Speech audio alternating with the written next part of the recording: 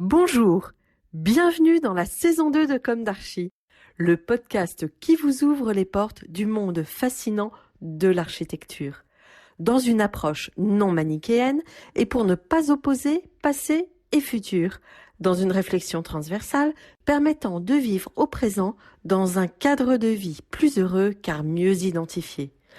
Carpe diem. Je suis Anne-Charlotte, chroniqueuse du podcast, accompagnée de l'ingénierie son pour vous offrir le meilleur. Merci et heureuse de votre fidélité. Maintenant, place au talent. Bienvenue dans Comme d'Archi. Chers auditeurs, ravis de vous retrouver aujourd'hui en compagnie de l'agence Brenach et Gonzalez et Associés, implantée 36 rue Déjeuneur dans le 2e arrondissement de Paris, dans d'anciens ateliers de vêtements. Bonjour Jean-Pierre Lévesque, bonjour Guillaume Maréchaux, bonjour Emmanuel Pierson. Vous êtes venus à 3 aujourd'hui, c'est formidable. Bienvenue dans Comme d'Archi. Vous êtes architecte associé et comptez parmi les 5 dirigeants de l'agence Brenach et Gonzalez et Associés, fondée au début des années 1980. À l'origine, il y avait pour associés Olivier Brenach et Xavier Gonzalez. Aujourd'hui, l'agence représente un effectif d'une 50aine de collaborateurs avec à sa tête 5 dirigeants. Nous nous connaissons déjà, puisque récemment je vous ai interviewé pour la revue Archistorm numéro 102, mai-juin 2020, afin de publier un papier dans la rubrique bien connue Portrait d'agence. Le contexte est différent aujourd'hui. Tout de même, je profite de cette occasion pour vous présenter à nos auditeurs en citant des passages de l'article. Un éveil permanent de la curiosité, Xavier Gonzalez a une incidence toute particulière sur cet état d'esprit, par sa volonté qu'aucun projet ne soit le recommencement d'un projet précédent. Apte à aborder toutes sortes de programmes, il se confronte, donc vous, à l'échelle urbaine depuis une dizaine d'années. Très attaché à la notion d'épanelage, il travaille en priorité la masse, l'articulation avec le proche, le lointain, les vues, le rez-de-chaussée, le rapport au ciel, le relief de la façade. Ensuite, les matériaux sont envisagés. La quête d'invention qui s'exprimait déjà au cœur du premier projet de Cergy, le Gros Caillou, revient comme un leitmotiv au sein de la production de l'agence, laquelle est passée de la commande exclusivement publique à la commande privée, s'appuyant habilement aujourd'hui sur ces 2 manières très différentes de travailler. On va commencer comme d'habitude par le début. Quels sont vos parcours respectifs, votre jeunesse, où s'est ancrée votre envie d'architecture, vos études? Xavier Gonzalez est un enseignant de longue date et très identifié. Il a même été votre professeur, Guillaume? Tout à fait. Ce qui indique que la notion de transmission est importante à l'agence et elle peut s'articuler avec l'idée de renouvellement. Lequel veut commencer ? Jean-Pierre Lévesque.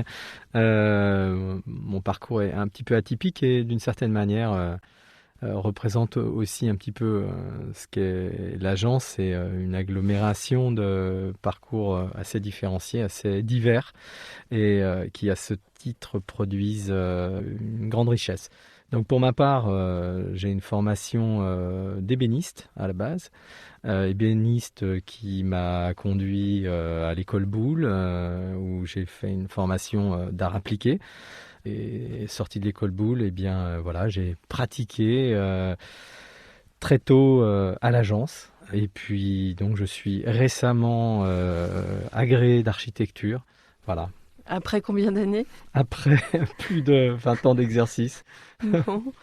Et en fait, vous êtes entré directement à l'agence ? Pas directement. J'avais quelques expériences professionnelles en archi intérieur, mais j'exerce au sein de l'agence depuis 1991. Ouh là là là là. Et effectivement, c'est sans doute par le biais de mon attache à la matérialité des choses, aux faits constructifs et au regard pratique de tout cela, la finalité, qu'on a trouvé des liens d'affinité très forts. Bon, j'allais vous poser la question, vous avez anticipé, parfait. Emmanuel, Guillaume ? Oui, alors Emmanuel Pierson, donc moi je me dirigeais plutôt vers des études médicales, parce que j'ai commencé par faire médecine à la Pitié-Salpêtrière. Et puis très rapidement, l'ennui m'a gagné et j'étais assez frustré par rapport à une expérience du vécu, peut-être liée à l'enfance. J'ai grandi dans une résidence de banlieue, mais construite dans les années 70 avec beaucoup d'ambition architecturale par une agence qui s'appelait l'agence des Landes et avec une exploration de l'habité, de la spatialité qui, je ne m'en étais pas rendu compte, m'a profondément marqué et qui a modifié tout au long de ma vie mon regard sur ces questions d'architecture. Et donc, arrivé en médecine, j'ai compris qu'en fait, c'était ça qui m'intéressait. Et j'ai embrayé sur l'école d'architecture de Paris Belleville, qui à l'époque était le lieu où il fallait aller. Il y avait un enseignement très formaté, mais qui était supposé produire des architectes très efficaces immédiatement sur le marché du travail, capables de prendre à bras-le-corps des concours, de les mener à leur terme. Donc j'ai suivi l'enseignement UNO, qui avait certaines qualités et qui m'ont permis d'avoir une révélation, c'est-à-dire quant au fait que c'était exactement ça que je voulais faire, mais qui ont aussi beaucoup questionné une volonté d'indépendance chez moi, et j'avais, je pense, très rapidement un besoin de m'affranchir par rapport à ça, ce qui fait que lorsque j'ai rencontré Xavier Gonzalez, qui avait un peu suivi le même parcours quelques années plus tôt, et qui était dans une interrogation, une réinterrogation perpétuelle par rapport au projet, à la volonté de ne pas reproduire, d'être toujours dans l'expérimentation, de tester de nouvelles choses et finalement de s'affranchir de ce dogme de la formation UNO, je me suis parfaitement retrouvé. Et je crois beaucoup aux rencontres parce que moi je me destinais absolument pas à travailler en agence, j'avais plutôt l'envie de faire quelque chose de manière indépendante. Et puis on s'est rencontré avec Xavier, je suis venu pour faire des perspectives alors que j'étais étudiant, pour gagner un peu d'argent. Et puis en fait, on s'est jamais quitté. Alors c'était quelques années après l'arrivée de Jean-Pierre, parce que Jean-Pierre est un petit peu plus vieux que moi. Et en fait, on a participé ensemble au développement d'une agence qui était toute petite à l'époque. Et la question de la confiance, donc j'en reviens aux rencontres, aux histoires entre les hommes, l'humain, fait que Xavier Gonzalez et Olivier Brenach nous ont confié immédiatement des responsabilités qui nous ont permis d'embraser toute la dimension du métier et pas simplement de se cantonner à une production derrière une table. Donc très rapidement, on a fait du chantier et on a pu, comme ça, développer tout un discours, toute une narration qu'on continue aujourd'hui encore de développer. Guillaume, alors on se connaît déjà parce que nous nous étions rencontrés dans le cadre du prix W. Tout à fait, oui. Où vous étiez lauréat ou je ne sais lauréat pas. En 2007, oui, En 2007. Avec Clémence Murat, oui. Tout exactement. À fait. Donc à la fin de mes études. Voilà, donc quel chemin depuis ? Voilà, exactement. Alors c'est vrai que moi, c'était une vraie question après le bac. Je me dirigeais plutôt vers des études d'ingénieur, puis je me suis inscrit en école d'archi, ne sachant pas très bien vers quoi je me dirigeais. Et ça a été quand même une vraie découverte, des nouvelles disciplines, une nouvelle manière un petit peu d'approcher le domaine artistique. Et alors c'est vrai qu'en parallèle, cette hésitation était encore forte, puisque je suivais un cursus d'ingénieur en auditeur libre aux arts et métiers. Et puis je suis parti en échange à Barcelone, où là, ça a été une vraie découverte. J'ai travaillé à l'agence de Carlos Ferrater, qui m'a donné une vraie envie d'architecture. Et puis, c'est vrai que pendant mes études, donc à l'école d'archi Paris-Malaquais, j'ai eu l'occasion de croiser Xavier Gonzalez. Alors, c'est sur un projet qui était assez court, puisque ça s'appelait Objet public. Et donc, c'était un enseignement croisé avec l'ENSI. Donc, lui était enseignant. Lui était enseignant. Et ce que j'avais trouvé très intéressant, c'était il y avait la question du mobilier urbain, le questionnement, l'approche théorique, et avec une concrétisation qui était par la fabrication de prototypes, une exposition au pavillon de l'Arsenal. Et finalement, à chaque fois, cette idée, on expérimente et on met en œuvre cette pratique. Donc ça m'avait beaucoup intéressé.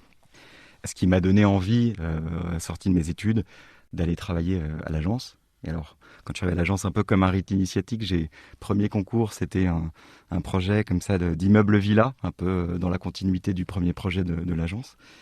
Et donc ça, c'était en 2008. Et puis depuis, beaucoup de projets, des rencontres, un vrai travail d'échange, de confiance, de générosité entre nous. Et donc avec la forme de reconnaissance. Et donc depuis 3 ans, on arrive dans l'agence comme associé. D'accord. Mais vraiment cette envie d'architecture au départ ? Cette envie d'architecture au départ, ça passait par le dessin, puis l'idée aussi l'architecture, c'est une forme de découverte. C'est-à-dire que c'est toujours quelque chose que l'idée d'aller découvrir un nouveau bâtiment, de comprendre comment ça a été pensé, comment ça a été imaginé, l'histoire qu'il y a derrière, c'est toujours quelque chose qui me fascine. Oui. Et Jean-Pierre, l'élément déclencheur? Alors l'élément déclencheur, je ne saurais même pas le situer dans le temps. En fait, pour ma part, j'ai jamais eu l'impression d'avoir véritablement fait de choix en quoi que ce soit. Oui. C'est comme une espèce de rivière qui s'écoule. Voilà. Mon père était carrossier et mon grand-père avant lui était carrossier à l'époque, tenez-vous bien, où les voitures étaient en bois. Et donc il avait une cassette d'outils absolument fantastique qui a baigné toute mon enfance. Et je rêvais de savoir qu'est-ce que l'on pouvait fabriquer avec ces outils. Donc je me suis longtemps entraîné dans l'atelier de mon père. Et puis c'est ce qui ensuite a fait naître chez moi l'envie justement de travailler le bois. Et ainsi de suite. Le bois m'a fait découvrir les arts appliqués, etc., etc. Je suis venu à Paris, à l'école Boulle, et puis là, l'architecture intérieure. Très rapidement, cette question du design d'espace, pour moi, n'avait pas de sens contenu entre quatre murs. Et c'est vrai que j'ai trouvé au sein de l'agence, c'est marrant, le premier projet sur lequel j'ai travaillé, c'est le projet de la crèche des Amandiers. Et effectivement, j'ai abordé ce sujet avec Xavier Olivier par le biais de l'architecture intérieure. Et puis très rapidement, les choses ont largement débordé pour gagner un peu tous les champs de la conception. Ce qui est formidable, Emmanuel le rappelait, c'est cette espèce de confiance dans le lien, dans l'interaction que l'on peut avoir, où assez rapidement, la question du collectif en tant que ferment de l'architecture est très vite apparue. Collectif qui est fait d'une diversité de savoir-faire, d'une diversité de compétences, de sensibilité. Et je pense que ce qui caractérise un petit peu notre travail à tous, c'est cet intérêt pour toutes les échelles, toutes les possibilités d'architecture, de la poignée de porte jusqu'à l'espace de la ville et au-delà.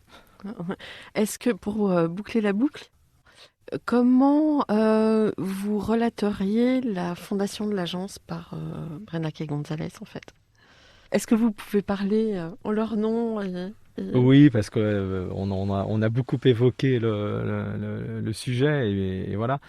J'ai l'impression que c'est un petit peu du même ordre, c'est-à-dire qu'il y a cette envie d'architecture qui a surgi très très tôt, et puis une énergie folle qui a conduit notamment Xavier Olivier, alors que Xavier n'avait pas terminé ses études, à répondre à des concours et des commandes publiques, notamment le projet de Cergy, et donc de produire des idées tellement intéressantes qu'ils se sont retrouvés lauréats de ce concours qui débouchait sur une construction. Et donc l'agence est née un petit peu avec la nécessité de se confronter tout de suite à l'acte de construire, tout en ayant ce pied dans la théorie de façon assez permanente. Pour le coup, c'est effectivement un acte un peu fondateur. Et puis ensuite, les projets se sont suivis. Mais je pense aussi que c'est l'expression d'une époque, tout à la fois sur la question de l'expérimentation, une forme de très grande générosité dans l'attention qui était portée à l'époque sur la question du logement, et puis aussi une manière d'accéder à la commande qui était peut-être plus évidente, moins complexe, et où la compétence était clairement reconnue. Aujourd'hui, aucune jeune agence qui se constitue ne peut accéder à des projets de cette taille-là sur une première commande. Et à l'époque, il y avait dans le public une réelle compétence et une volonté de tester des choses. Aujourd'hui, le paradigme est complètement différent puisque la compétence a plutôt basculé dans le privé et les choses se sont très largement modifiées. Mais c'était une époque où il y avait de la part des commanditaires du pouvoir public une espèce d'accord tacite avec les architectes sur essayer de proposer des modèles différents, de proposer une manière d'habiter les villes, mais aussi les centres périurbains de manière un peu atypique.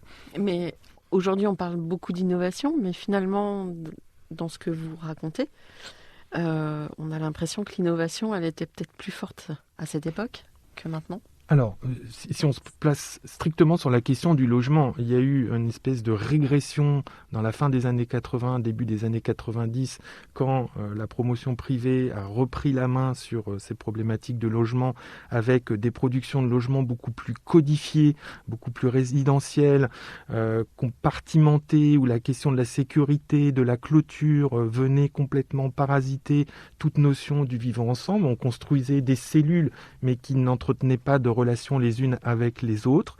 Et puis est arrivée dans les années 2010-2015 la volonté de revenir à une forme d'expérimentation, parce qu'on était face à une forme d'échec et on voyait ce que produisaient les bâtiments de logement.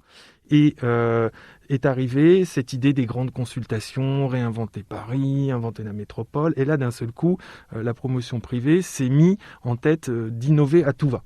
Il y a eu une espèce de basculement où on est passé d'une vision très rigide du logement, le jour-nuit, codifié par la réglementation, mais aussi par des produits financiers que vendaient les promoteurs, à une espèce d'ouverture, genre lâchez-vous, et puis essayer de proposer un maximum de choses.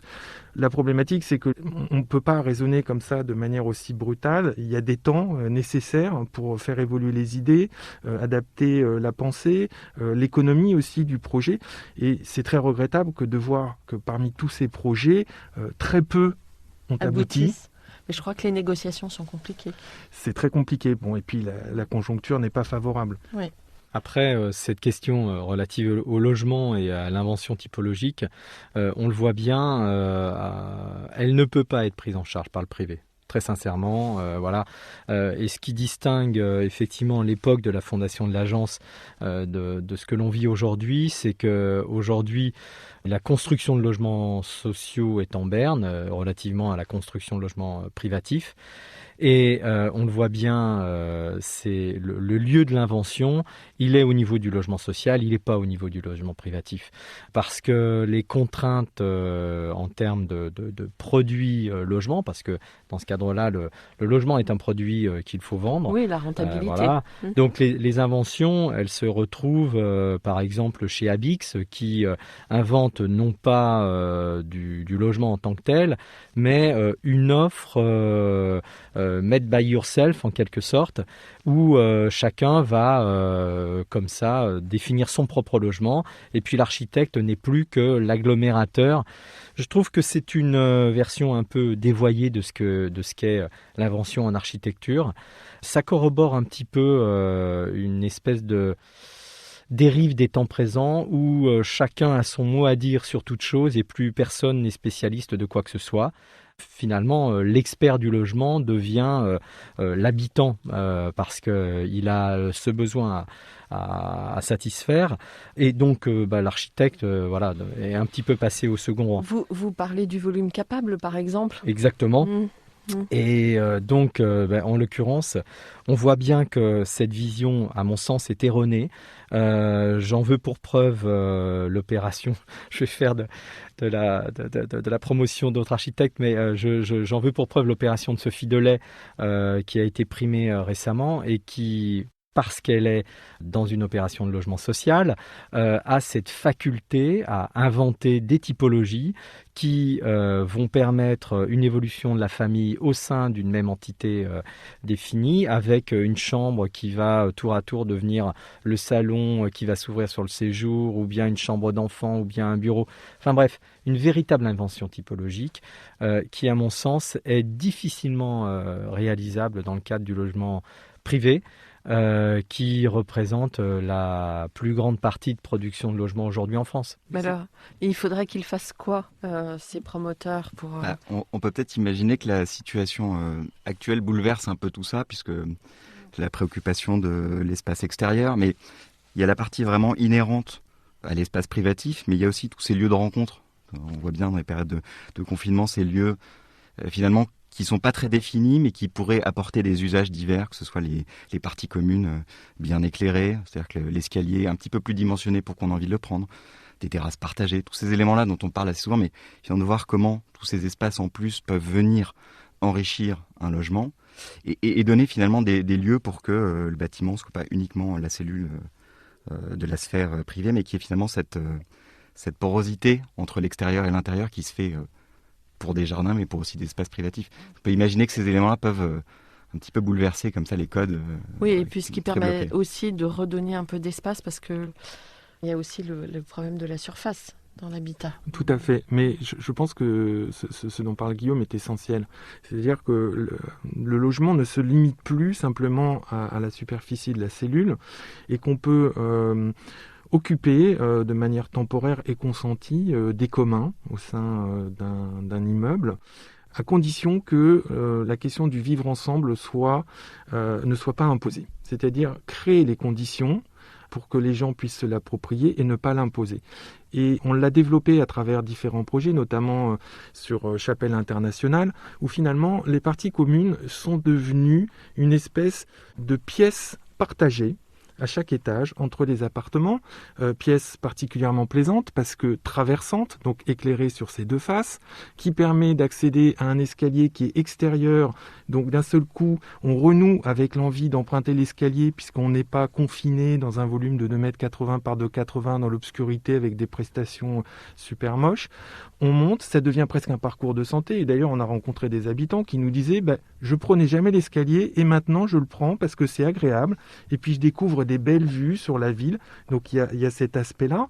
Et puis cette pièce-là, dans le confinement, elle s'est révélée être un merveilleux lieu de rencontre dans l'idée d'un confinement à l'étage et non plus à l'appartement, où les enfants entre différentes familles se retrouvaient dans ce couloir, qui est plus une pièce habiter, pour jouer, pour partager, les parents aussi.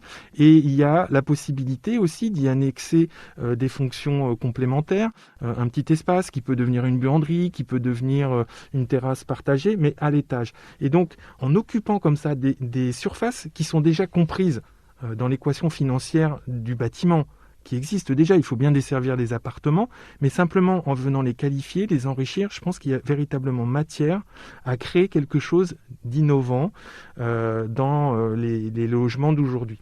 Et pour en revenir à l'innovation dont parlait Jean-Pierre de Sophie Delay, c'est une évolution aussi parce que cette problématique de l'espace neutre, elle existe déjà dans l'haussmannien, avec les pièces de rapport qui ont à peu près toute la même superficie, qui s'enchaînent et qui permettent une certaine modularité. Il y a matière à créer des logements avec des superficies qui soient mutables d'une pièce à l'autre parce que on n'est plus sur des pièces monofonctionnelles. La cuisine n'est plus simplement l'endroit où on prépare le repas. La cuisine est un lieu de sociabilisation. On peut y faire tout un tas de choses. On peut même y faire du sport. On peut y repasser. Et donc, il faut décloisonner les usages et permettre des évolutions sans coût supplémentaire pour les habitants, parce qu'on sait très bien que tout le monde s'endette pour acheter, et après c'est très difficile de faire des travaux. Donc il faut permettre des évolutions, des mutations à l'intérieur du logement qui soient faciles. Alors on a glissé vers le projet. Est-ce que vous pourriez parler de vos projets ? Je crois que vous souhaitiez en parler de manière un peu transversale. Oui, absolument. En fait, ce qui nous intéresse aujourd'hui à l'agence, bien évidemment, c'est d'être au travers de notre pratique au sein des débats qui animent la profession et la société tout entière. Et à ce titre, pour nous, il y a cette question relative à l'empreinte carbone des bâtiments que l'on construit. Ça nous emmène directement vers une question d'efficience constructive. Donc une réflexion sur les modes constructifs et la matérialité. Ça c'est un point d'entrée qui, pour nous, est très important. Il y a également, effectivement, comme le soulignait Emmanuel, la question des usages, qui, alors pour le coup, est transversale un petit peu à tous les programmes auxquels nous sommes confrontés.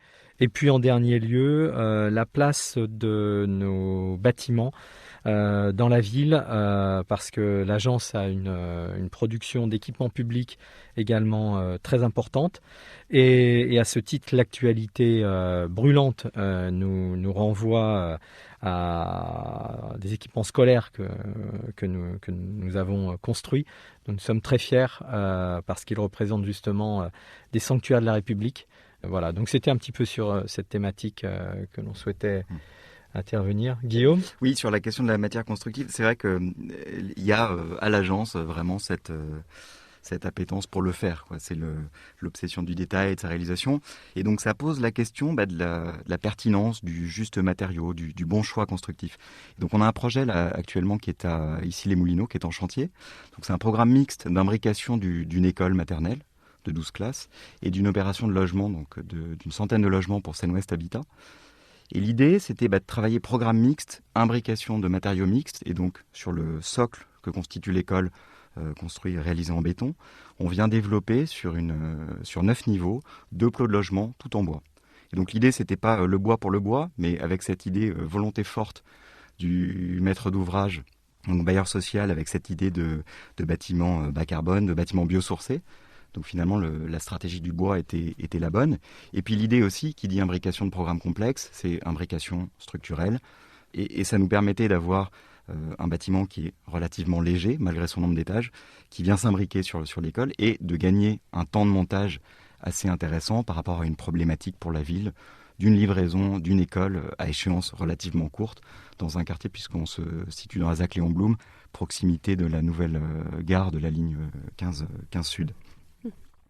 Vous souhaitiez enchaîner sur vos thèmes ? Oui, tout à fait. Emmanuel, tu veux nous parler un petit peu Oui, des usages. La question des usages. Alors les usages, on est dans une époque un peu particulière, un peu sombre, mais qui peut-être aura servi de catalyseur. Je pense que cette expérience du confinement, qu'on a tous vécu, des échelles différentes, dans des conditions de confort différentes, nous ont quand même largement amené à nous interroger sur comment travailler à la maison, ou comment vivre au travail, ou comment appréhender son environnement immédiat qui fait le quotidien. Donc là, en l'occurrence, c'était nos appartements. Et ça nous a permis de comprendre qu'aujourd'hui, ce home sweet home, il n'était pas si idéal que ça, et qu'il y avait tout un tas de choses qui s'étaient dévoyées au fil du temps, et ça rejoint ce que l'on disait tout à l'heure sur la question de l'innovation typologique, qu'on avait perdu un petit peu le fil de l'occupation, des usages, de la mesure de l'homme, de l'ergonomie au sein des logements, et que beaucoup en ont souffert. Malheureusement, ce sont les plus démunis qui en ont le plus souffert parce qu'ils sont dans des surfaces très compactes à plusieurs. Donc il y a l'opportunité de se saisir de ce bouleversement pour repenser la conception du logement par les usages. Ce qu'on faisait très bien, c'était le typomorpho. Et puis c'est devenu totalement tabou. Et avec l'avènement des ZAC au début des années 2000, on s'est mis à faire du morpho-typo. Et qui est devenu progressivement du morpho-morpho. C'est-à-dire qu'on concevait et on conçoit toujours des objets architecturaux, alors avec un travail sur les panelages, la morphologie extrêmement intéressant, mais que seulement après, on se pose la question de ce qu'il va y avoir derrière. Et donc, ça donne naissance à des logements parfois tarabiscotés, difficilement habitables. Et cette problématique, elle se répète même à l'échelle des façades, c'est-à-dire que le positionnement de la fenêtre dans la pièce n'est plus guidé par l'usage qui sera fait par l'habitant depuis l'intérieur, mais dans une logique de composition de façade. Alors quand dans l'haussmannien on est sur une trame très neutre, c'est facile, mais quand on est dans des architectures plus composées, on contraint énormément les différents modes d'habiter. Et puis on a cette carence énorme en matière d'espace extérieur, qui est une véritable problématique aujourd'hui dans les projets, parce que le dumping du foncier, l'augmentation des coûts de construction font que ça coûte cher, et on parlait de la frugalité, on n'a pas envie de rapporter trop de choses, trop de matériaux dans les façades qui soient inutiles. Donc il y a cette lutte entre l'idée à la fois du balcon filant, mais qui consomme beaucoup de matière, et très peu d'usage, produit très peu d'usage, parce qu'il s'étire sur toute une façade, sur une épaisseur qui n'est pas franchement habitable, et qui contraint les gens à l'acheter, parce que même s'il est vendu de manière un petit peu décotée, il faut quand même l'acheter, cet espace, ou le louer quand on est locataire, face au balcon, ou ce qu'on pourrait appeler la loggia, qui serait peut-être la pièce extérieure, plus circonscrite, de manière très raisonnable, mais qui permettrait des capacités d'usage plus évidentes. D'appropriation, En prolongement direct du logement. C'est d'ailleurs ce que l'on avait fait sur le projet de chapelle internationale. Et on voit que ces espaces qui font 6 mètres carrés, alors on peut se dire 6 mètres carrés de terrasse, c'est très peu. En fait, ils vivent très bien parce que les gens ont la possibilité d'y mettre des plantes, d'y mettre une table, d'y mettre des chaises longues. On voit que ça devient vraiment une pièce extérieure. Et puis ça devient même un espace de distribution, puisque c'est conçu comme de véritables patios distribuant les espaces. Tout à fait. Et de même, après, c'est beaucoup de questions de bon sens, mais je pense qu'aujourd'hui, on a produit toute une série de normes décorrélées les unes des autres et qui, quand on les agglomère dans la conception du logement, font qu'on peut difficilement produire de la qualité. Et je pense qu'il faut re-questionner ces normes, notamment le dimensionnement des espaces par la norme handicapée, qui me paraît un petit peu absurde parce que finalement les gens qui sont réellement handicapés souvent font appel à des ergonomistes pour adapter les appartements. Mais je pense que aussi, il y a peut-être moyen, en repensant la distribution des logements, de mutualiser ces espaces de distribution qui, à l'échelle d'un 3-4 pièces, font parfois la taille d'une chambre que les gens ne peuvent pas. Mais c'est déjà avoir. Le cas quand même, non? Pas tant que ça. Il faut faire disparaître, il faut donner un usage à ces circulations. Ramener la possibilité de faire qu'on récupère ces mètres carrés et on réinjecte là où les gens en ont réellement besoin. Donc on revient à l'idée de la pièce distributive, de la pièce centrale, qui permet de prévoir des usages, mais qui permet aussi de desservir tout le reste. Donc on peut concevoir des logements quasiment avec aucun dégagement. Donc ça, c'est pour la partie logement, habité. Et puis sur le travail, les gens ont appris à travailler chez eux, donc ils ont besoin peut-être d'un petit peu d'intimité, surtout quand on est plusieurs, avec des enfants, des étudiants, pour pouvoir s'isoler.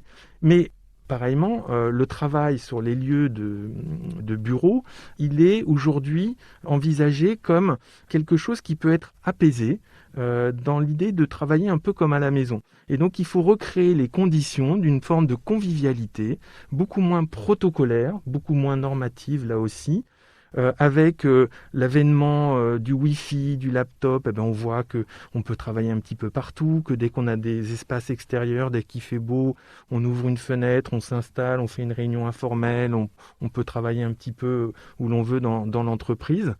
Et il y a donc, au travers de certains projets de bureaux qu'on développe depuis quelques années, cette idée du nouveau lieu, du lieu du travail informel, qu'il soit extérieur ou à l'intérieur, c'est-à-dire créer des zones de convivialité qui permettent une certaine sérendipité, qui permettent l'hybridation des savoirs, parce qu'on s'aperçoit aujourd'hui que les grandes innovations dans les entreprises, elles se font par le croisement de choses qu'on n'aurait pas forcément imaginées.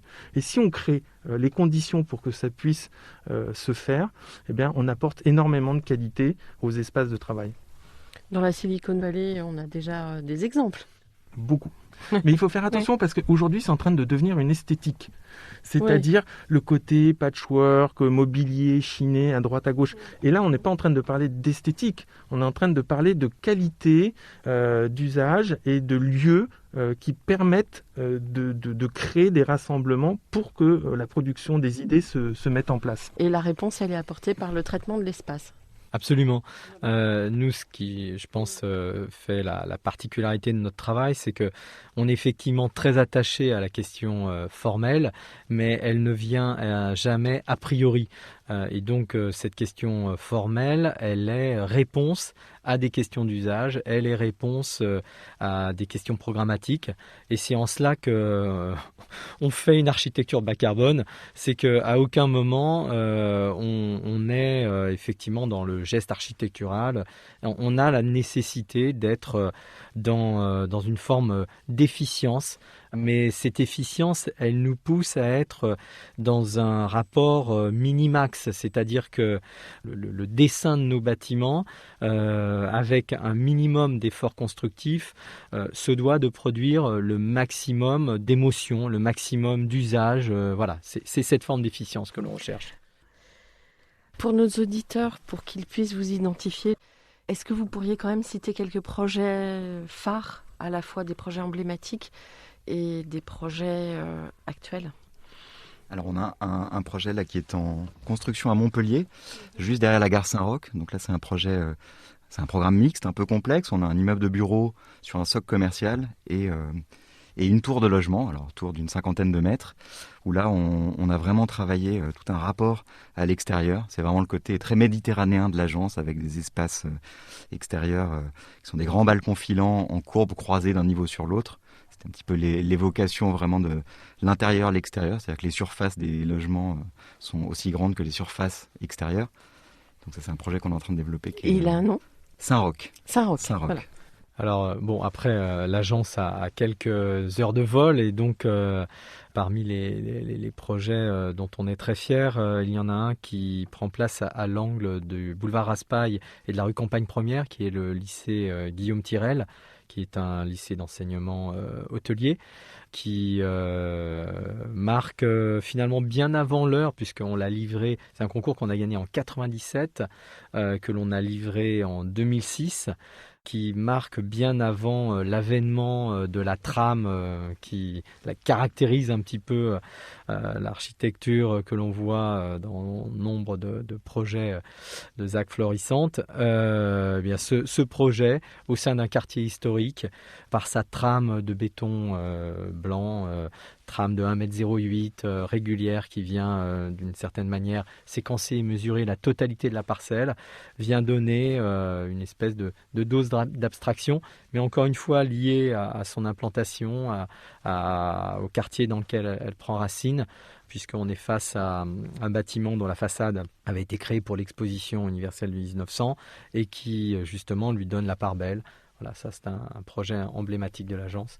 Également. Emmanuel, vous souhaitiez parler d'un projet ? Oui, on va livrer là, très prochainement à Marseille, sur le secteur Euromed, trois tours de logement qui en fait ne sont qu'un seul et même bâtiment. C'est-à-dire c'est une barre verticale refragmentée en 3 tourettes qui s'adossent les unes aux autres. Et je parle de ce projet parce qu'il illustre la résilience, alors bon, c'est un mot qu'on emploie beaucoup en ce moment, mais dont doit faire preuve l'architecte. C'est un projet qui a mis presque 7 ans à sortir, qui a vu son budget passer de 17 millions à 15 millions, puis à 13, puis à 11 millions. Et il a fallu faire preuve d'intelligence dans la conception, de rationalité dans la conception, mais sans perdre la volonté qui est propre à l'agence de raconter une histoire. Chaque projet chez nous raconte une histoire qui est toujours différente. Et là, cette histoire, c'est l'histoire des cabanons, assez caractéristique de la côte méditerranéenne. Cette idée de l'autoconstruction pour s'approprier un fragment de paysage, un peu d'extérieur. Et donc les balcons sont devenus des petits cabanons, comme des pièces extérieures, agglomérées de manière un petit peu anarchique, avec des typologies de matériaux différentes. Il y a le cabanon en bois, il y a le cabanon en métal, et qui viennent coloniser comme ça cette façade. Et que j'aime beaucoup. Je suis très attaché à ce projet parce que il nous a demandé beaucoup de résistance et d'engagement, et puis de le voir construit aujourd'hui et de voir surtout les réactions des habitants du quartier, des confrères. Ça nous touche parce que ça nous montre que tout ce que l'on fait n'est pas vain et qu'on a raison de se battre. Bon. Est-ce qu'aujourd'hui vous avez le sentiment d'avoir accompli ce que vous imaginiez à la sortie de l'école ? Alors, je ne sais pas, vous pouvez répondre collectivement ou individuellement. Non ? On est des faiseurs d'espace. Je dis toujours à mes étudiants qu'il y a une très grande différence entre l'espace et la spatialité, que la spatialité, c'est l'espace enrichi par l'émotion, la lumière. Et à ce titre, les programmes que nous traitons, nous essayons de leur donner une poésie. À titre personnel, aujourd'hui, ce qui me manque peut-être, c'est la réalisation d'un musée ou d'un bâtiment qui traite de manière un peu plus abstraite de la spatialité à l'état pur, où on ne soit pas contraint par un programme trop restrictif. Et ce qui compte, c'est que le bâtiment soit œuvre au même titre que les œuvres qu'il va accueillir. Et voilà, ce travail sur l'espace un peu plus radical, c'est quelque chose qu'on aime. On fait des projets d'idées à l'agence, on fait parfois séminaires autour du projet idéal qu'on s'inventerait. À chaque fois, on se dit qu'on va faire des concours internationaux ouverts pour se stimuler, puis la réalité fait qu'on n'a jamais le temps de le faire. Oui, alors après, c'est vrai qu'on a la chance d'avoir accès à une diversité de programmes assez importantes. On a beaucoup parlé d'opérations de logement, d'opérations de bureau. On fait également beaucoup d'équipements et ça, pour le coup, c'est une vraie chance parce que c'est aussi la place de l'architecture dans la ville. Nos équipements publics, c'est aussi des jalons particuliers et à ce titre, l'attention que l'on met dans les projets trouve tout son sens. Et ça nous met encore une fois au cœur de cette chose commune, de la chose publique. Et la ville, finalement, c'est aussi ça. C'est une espèce de continuum qui est fait de fractions, de quartiers différents et au sein duquel, les zones de représentation de ce que nous sommes tous ensemble prennent tout leur sens. Donc effectivement, les écoles, les médiathèques, tous les équipements publics, c'est quelque chose qui nous intéresse fondamentalement.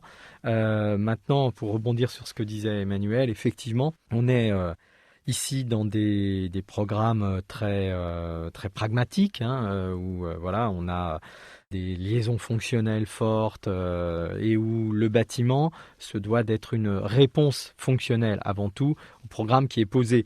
Et donc l'architecture, finalement, c'est ce qui, en définitive, n'est pas donné dans le programme, mais qui est bien évidemment attendu, au sens où c'est un peu la cerise sur le gâteau qui va faire que on va oublier le programme. Voilà.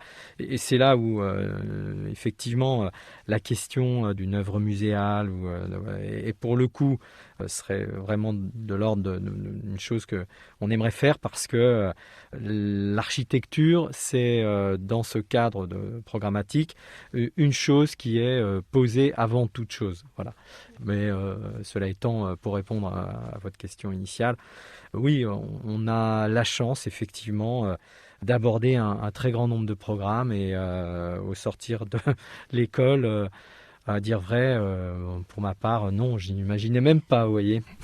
C'est clair que notre engagement au sein des ZAC, des quartiers, des lots, des macro-lots nous a permis de glisser progressivement vers le projet urbain. Alors, on n'est pas full urbaniste, mais c'est des questions qui nous intéressent.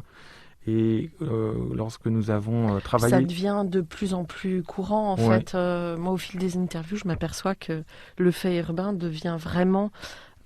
fait partie maintenant intégrante de toutes les agences. Tout à fait. Mais ce qu'on ressent chez vous, c'est que vous incarnez vraiment la discipline architecturale et ça fait plaisir. Parce que, on sent que c'est vécu de manière forte. Avec un enthousiasme très fort. C'est-à-dire plus que la notion d'accomplissement, c'est vraiment cette idée d'enthousiasme, travailler sur des programmes différents. À chaque fois, c'est une nouvelle équation, des nouveaux éléments, des nouvelles données d'entrée, un plaisir vraiment. Déjà travailler ensemble, mais aussi à travailler sur ces nouveaux programmes. Bon, c'est vrai, avec cette idée de l'objet muséal qui serait un peu l'expression de l'architecture absolue. Je me souviens que quand je vous avais interviewé, vous me le disiez, alors on lance un appel, un musée pour Brenac, Gonzalez et associés. Est-ce que vous enseignez, en plus de Xavier Gonzalez, certains d'entre vous enseignent? Alors, moi, j'enseigne à l'école d'architecture de Paris-La Villette et prochainement Malaquais. Alors, qu'est-ce que vous dites à vos étudiants aujourd'hui? J'essaye de leur enseigner le désir d'architecture. En tout cas, je pense qu'avec vous, ils se ressentent de manière extrêmement forte. Donc, ils sont bien lotis. Oui, et puis il faut de la bienveillance. Oui. Il faut de la bienveillance. Moi, je ne sais pas vous les garçons, mais pendant mes études, je n'ai pas eu des enseignants forcément bienveillants. C'était un enseignement un peu cassant, où il était de bonne aloi, de briser un peu l'étudiant. Et moi, je suis pour la bienveillance, l'encouragement, permettre à chacun de révéler ce qu'il a de meilleur en lui-même, quelles que soient ses origines, son parcours. On a tous des choses à donner et à proposer. J'ai en tête un exercice que tu avais proposé là, pendant le confinement à tes étudiants en rapport justement avec une toute autre culture, la culture cinématographique. Et je pense que ce qui est effectivement intéressant, c'est cette ouverture d'esprit. Finalement, aller chercher les étudiants là où ils se trouvent et ne pas arriver avec des choses simplement dogmatiques, pas remplir des têtes, mais aller chercher dans leur propre connaissance leurs souvenirs d'architecture. Et ça, c'était un superbe sujet. Ouais. Et puis les étudiants sont les révélateurs de notre époque. Ça permet aussi de prendre la température d'un monde un peu perçu différemment, parce que avec une génération tout autre, des attentes tout autres, une culture tout autre. Et je trouve que l'enrichissement, il doit être mutuel. Moi, j'ai l'impression d'autant apprendre des étudiants qu'ils apprennent de moi. Et c'est là où ça crée une dynamique. Bon, vous vous sentez pas périmé? Pas encore. Pas encore. Bon, tout va bien alors. Je regarde l'étiquette, non, la date de péremption, je pense que c'est bon, on a du temps là. Non, c'est parce que moi je suis confrontée à des jeunes aussi par moments. La confrontation est pas. Enfin, c'est une génération qui est très affirmée et c'est bien. Mais par moments. Oui, alors. Voilà, faut s'écouter les uns les autres. D'une part, et puis on a une pratique, vous le disiez tout à l'heure, de discipline, de rigueur, et tout ça s'établit également sur le temps long. On ne naît pas architecte à 25 ans. Il faut de la pratique.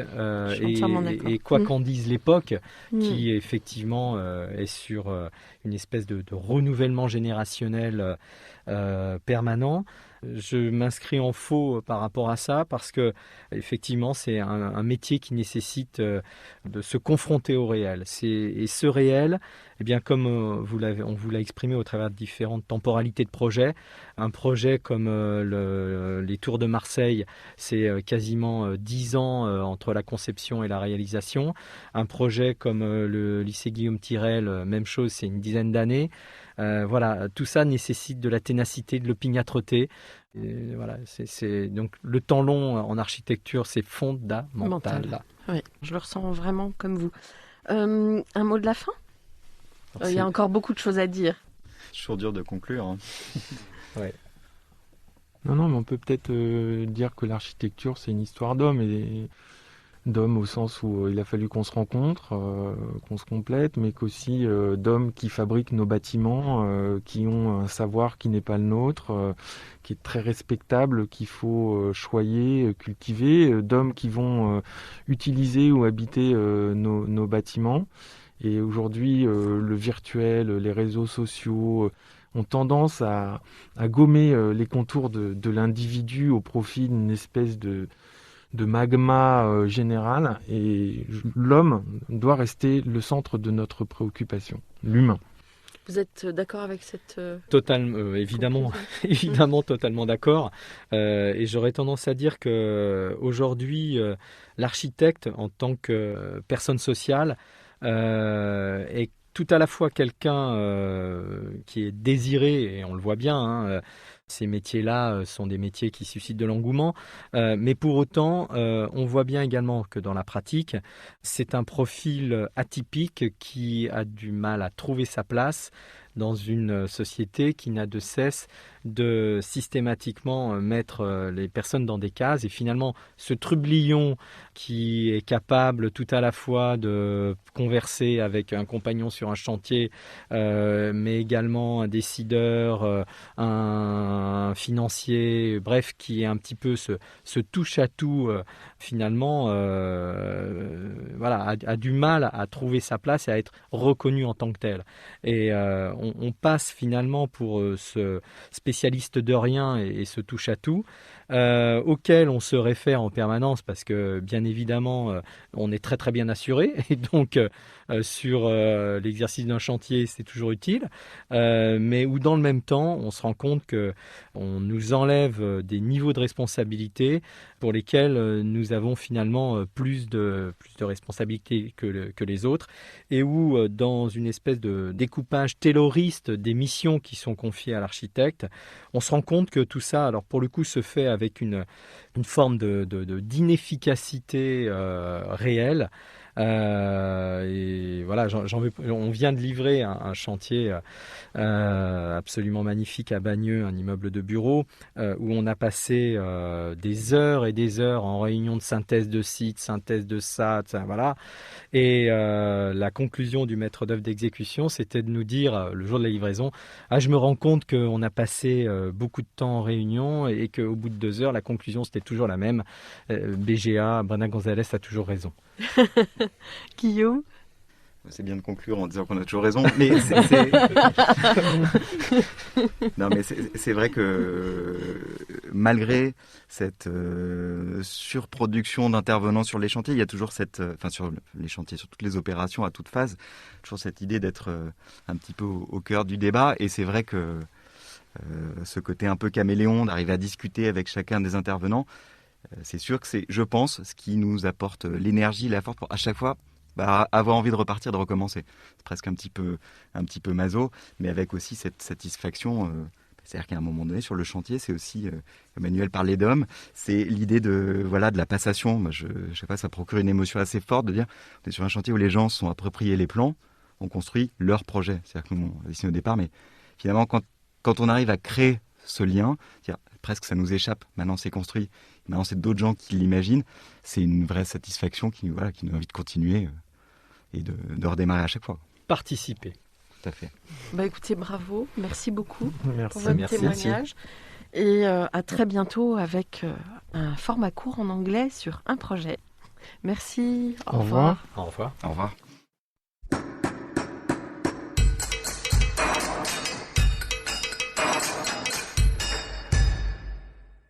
Chers auditeurs, merci pour votre écoute. N'oubliez pas de retrouver nos sujets en avant-première sur Instagram à l'adresse Comdarchi Podcast, COMDARCHI Podcast. Si vous aimez ce podcast, favorisez sa diffusion en lui donnant 5 étoiles sur Apple Podcast, plus un petit commentaire, ou sur votre plateforme de podcast favorite. Et surtout, abonnez-vous pour écouter tous nos épisodes gratuitement. À bientôt, et d'ici là, prenez soin de vous.